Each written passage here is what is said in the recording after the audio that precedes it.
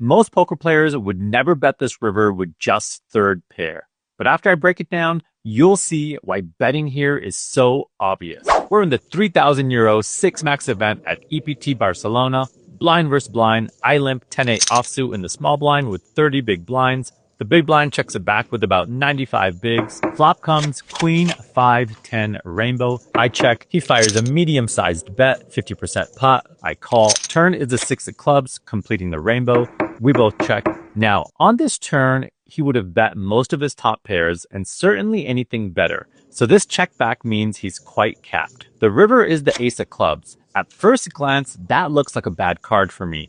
But stop and think about it. He basically never has an ace that bets 50% pot on that flop. Ace 10 and ace queen, they would have raised pre-flop. Maybe ace 5 bets the flop at a low frequency, but that's about it.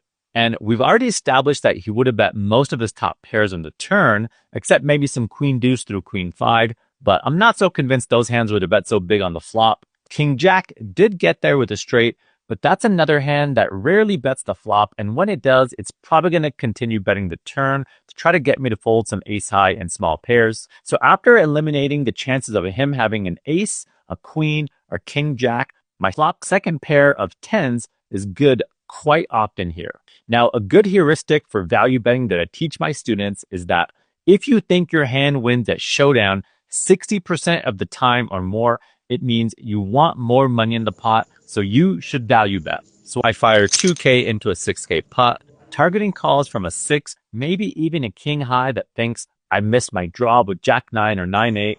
He thinks it over for a while, 5 me calls and mucks. The takeaway, every bet size in action tells a story that helps you narrow down your opponent's range. If you can spot when that river card doesn't connect with that range, you'll start finding thin value bets that quietly have a massive impact on your win rate and ROI at the poker table.